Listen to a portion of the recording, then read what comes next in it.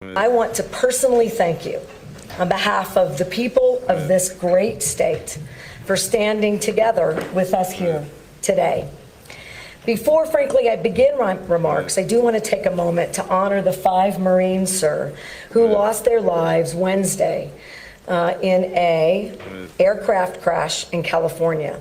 Among them was a 19-year-old Lance Corporal, Mr. Evan Strickland of Valencia, New Mexico. Our deepest sympathies are with the families and the loved ones of these servicemen. As a 12th generation New Mexican, I know that our land and our people are bound together. Our families, our heritage, our future depends on how we respond to this disaster and how we act together as partners to make our people whole, protect our land, and prepare for the fires to come. As of today, 320,000 plus acres have burned since the Hermit's Peak fire started on April 6th and the Calf Canyon on April 19th.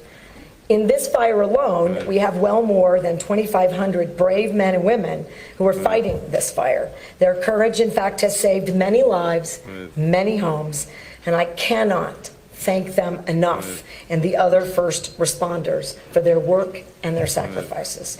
This is now the largest fire in our long history. And while wildfires have occurred since time immemorial, this one was not caused naturally. Now, your administration has leaned in from the very beginning, not only identifying how the fire was caused by actions by the U.S. Forest Service, but recognizing that we need to do things differently together. We are grateful for that assistance. We are grateful for the investments that you continue to make to the state to make sure that we are as safe as possible. Now, this is why I think we need the federal government to keep accepting responsibility, and I know that you have been reviewing our requests to cover 100% of the costs of the fire-related recovery efforts. We need help with debris removal, watershed protection for our rivers, streams, and acequias, the water which is the lifeblood of all but these communities in particular. Mr. President, I want to say a couple more things. It's really more than all of that work that we must do together. I don't want to lose sight of the fact that 1,200 homes were burned, hundreds of thousands of acres of farm and grazing land destroyed, and many family businesses lost. It's about the blood and sweat of generations of New Mexicans who worked the land, who fed their families, and they raised their children there. All of that just went up in smoke. It's the thousands who were forced to evacuate, not knowing what they would find when they returned, and it is now the mental scars this fire has left on our children. Earlier this week, I met with Jerry Gomez at the burned out ruins of his home in a little place called Rosiada. Jerry built his home 36 years ago on land that has been in his family longer than New Mexico has been a state.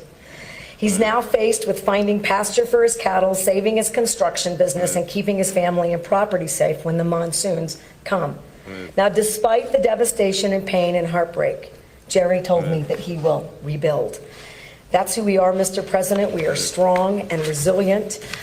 We know we are faced with disasters unlike anything we've seen in generations past. Larger fires, stronger and more frequent hurricanes, and flooding on a scale never seen before.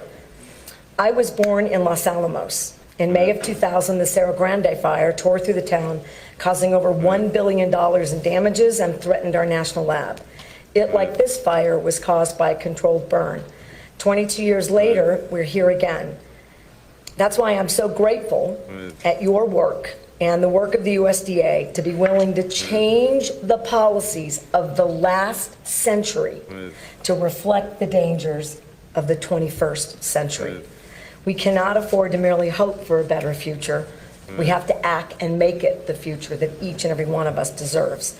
We will rebuild our homes, our communities, and restore our land, Mr. President. That's what we do. Now, it's the duty of the federal government and the state to do right by the people of New Mexico. And as governor, I so look forward to joining you and the congressional delegation to make New Mexico and its people whole. And with that, Mr. President, it is an incredible